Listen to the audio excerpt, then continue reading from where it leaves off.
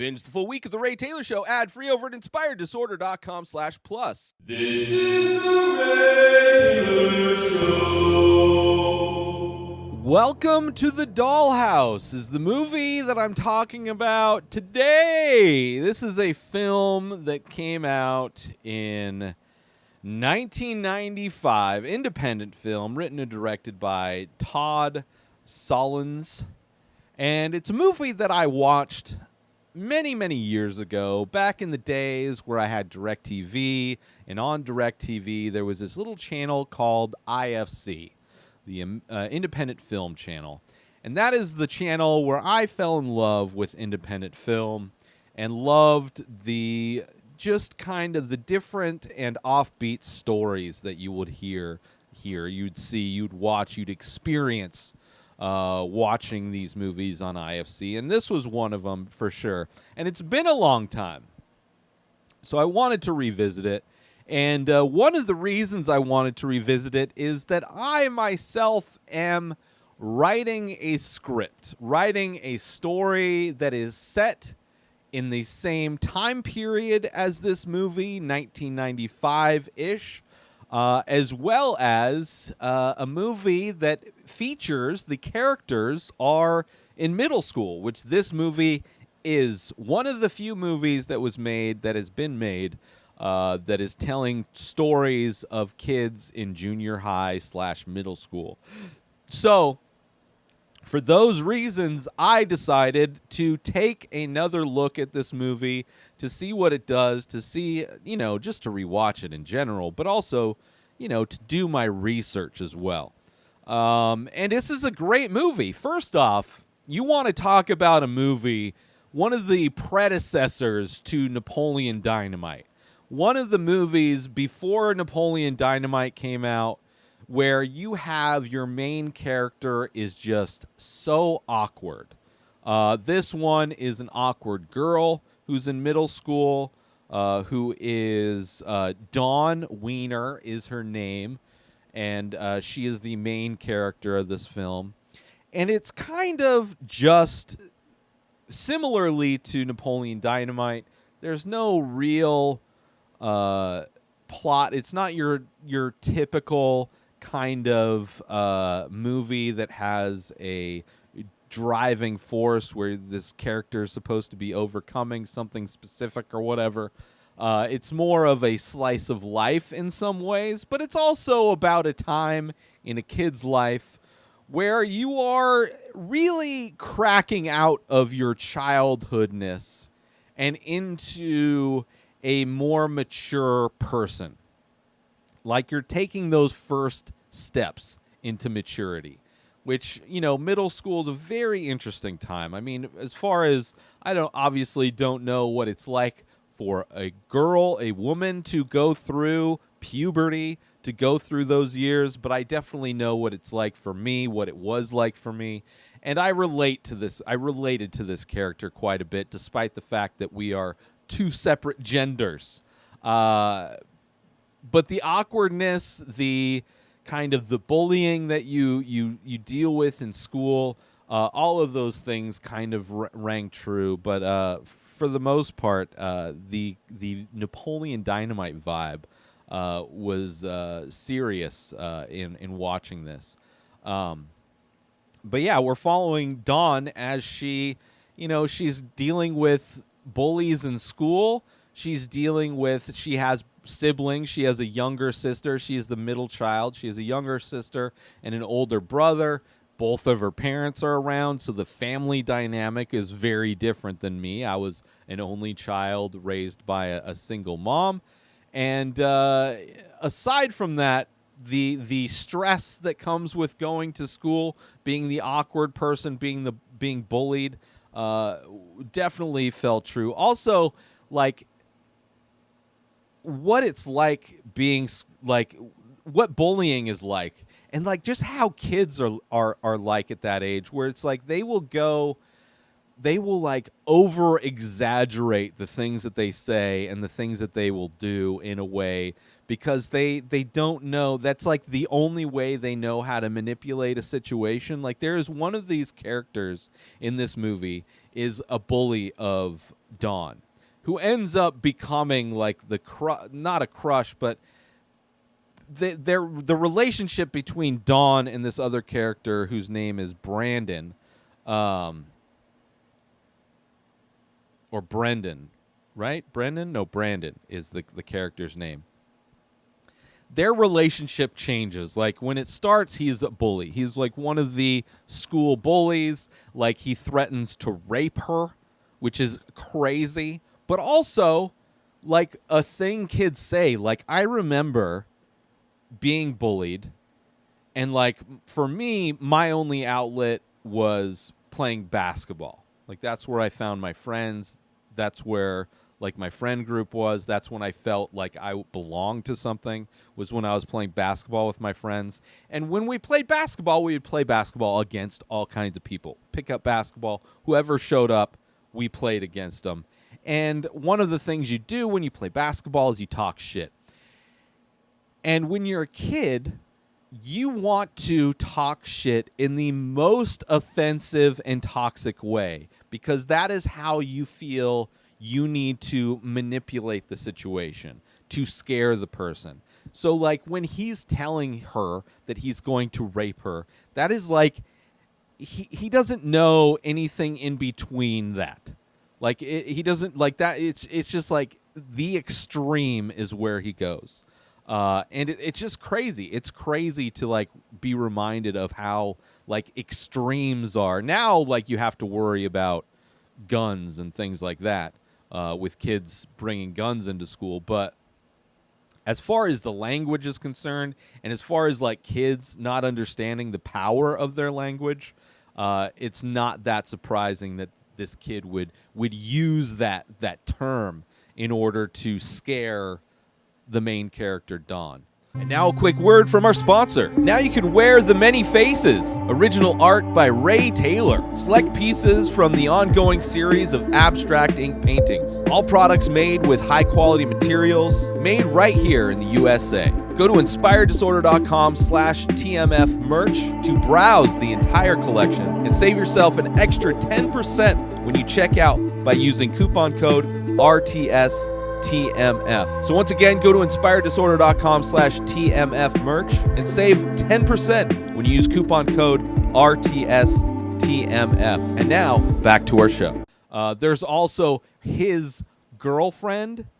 Like, there's a bathroom confrontation where Dawn goes to use the restroom, but then when she sees that somebody else is in there, she decides not to. I remember plenty of times going into the restroom at school and, like, seeing that people that are, you know, bullies in the bathroom in there. So it'd just be like avoiding problems was the number one, the number one objective was to avoid at all costs. If you can avoid a confrontation, you will do that. And when she's in the bathroom and then she sees this girl's in there who's another one of her bullies, it's just like she changes her mind. She's like, I don't want to go there. I don't need to take a shit. And it brought me back. It brought me back. And it's also the time where you're, like, in that transition where Dawn is still, like, playing with toys. She's got, like, her clubhouse in the backyard where she hangs out with her friend.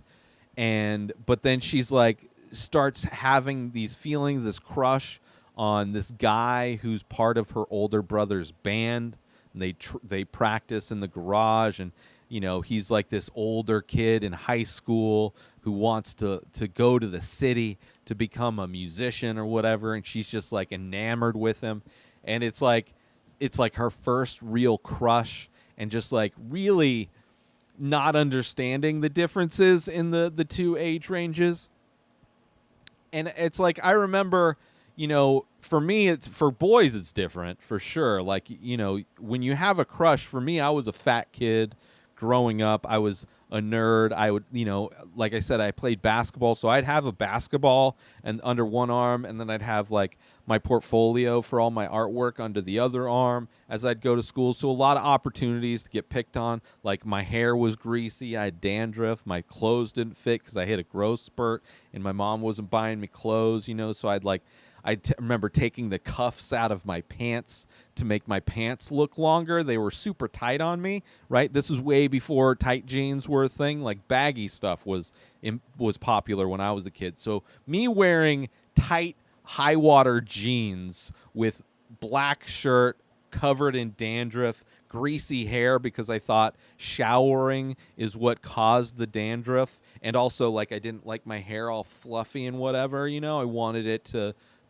look a certain way. Just so messed up. But that's like, those were the things that I was just such a target on so many levels for people. And just the thought of having a crush on an older girl or just a girl in general was like so laughable. But at least in this movie, you see her trying to become a groupie for her brother's band and trying to do what she thinks she needs to do to get on this guy's radar, it's funny. I mean, this movie is very much like a dark comedy. Like, there is a scene, right? There's a scene where our main character, Dawn, right? She's not happy at school. She gets bullied, right? Her bully, like, she has this weird relationship with one of her bullies that, like, says he wants to rape her, but it's clear that he wants her to be his girlfriend, even though he has a girlfriend. Like, a very complex, confusing relationship dynamic between the two of them. She like passes on the bullying tactics that she gets subject to while she's at school. She brings those home to like try to bully her siblings, which works to varying degrees. And there's this moment where her parents are having a 20-year anniversary, and her parents are asking her to get rid of her clubhouse, which, destroys her. And she's not happy with that. So she's not happy with her family. She's not happy with the fact that her family's always taking her other two siblings' side. She knows that her younger sister is super good at manipulating her parents. And there's this VHS tape that they recorded the 20th anniversary of her parents, this party that they had in the backyard. There's this VHS tape that she goes and she destroys in the front yard with a hammer. Like, she sneaks out early in the morning, destroys it with a hammer. And then when she goes back inside, there's a moment where she shares a room with her younger sister. And there's a moment where she raises the hammer up while she's looking at her sister, where it's like this movie could take a turn bad. Like, it's clear that she's like definitely contemplating smashing her younger sister's skull with a hammer, which I'm sure if I had siblings, I had friends that had siblings, obviously, so I know the drama that goes on between that, and I'm sure there are many kids that have siblings that have had similar thoughts, where they've contemplated with a hammer in their hand what it would be like to just smash their sibling's skull in. Obviously, she doesn't. But what she does do, which is crazy, it's like this movie takes a few turns, like super interesting turns towards the end. Like, there's this situation where Dawn is asked to pass on a message to her younger sibling that she's going to be picked up or whatever by this person after practice of some sort. And Dawn decides not to pass on that message. And what happens is that her younger sibling gets kidnapped. She goes missing. And it's like this situation where she just like a day ago she was going to smash her skull in, and now she is the center of attention for the whole town because she's gone missing. And it's like also a crazy time because in the 90s, that's what everybody was worried about. I guess there's still people worried about kids being abducted. But the reality is, which this movie illustrates great, is that when kids get abducted, it's by people they know. And of course, this girl was abducted by the father of one of their friends. and she had her in a basement. She actually had a good time because she got to watch TV and nobody bothered her, and she got to eat, whatever she wanted, and it was like a good time. Like nothing actually happened to her, but she was kept in a basement for a while, so nothing happened to her yet. I think he like filmed her while she danced in her ballerina outfit or something like that.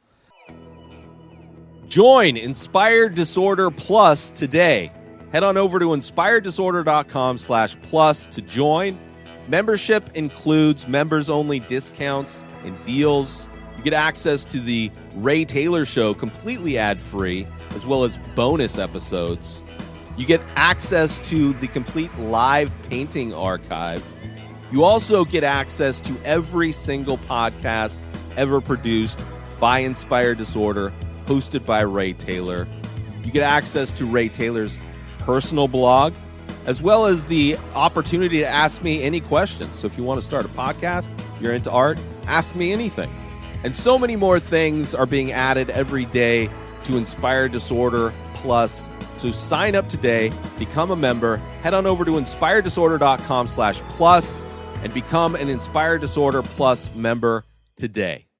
But yeah, I mean, which is nice that this movie at least made it a point to kind of clarify that situation, that it's not like strangers that are abducting kids. Now, maybe that does happen. I'm sure it does happen, especially depending on what country you're in and things like that.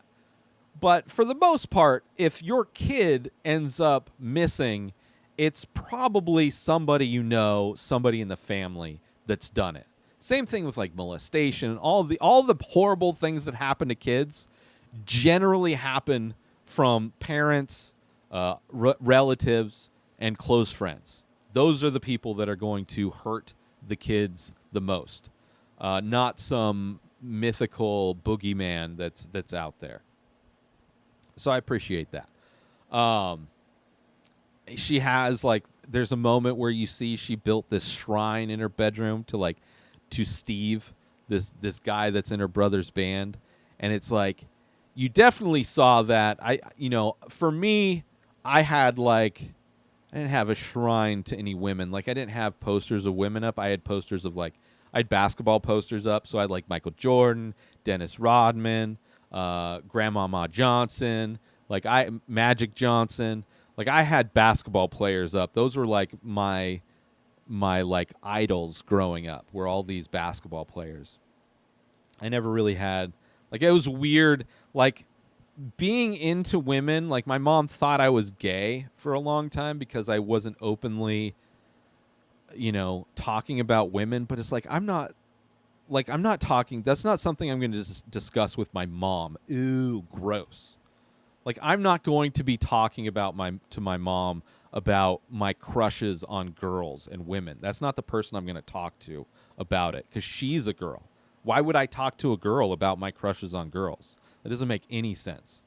And my mom just not really knowing who I am and never really being around much, she just assumed I was gay.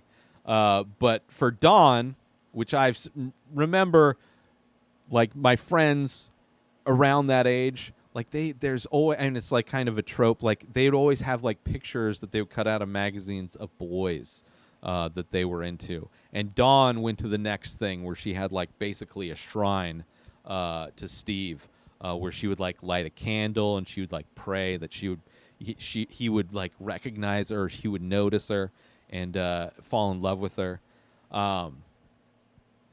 There's also a scene where she's playing video games on an arcade game inside a convenience store, which I would go to a video store.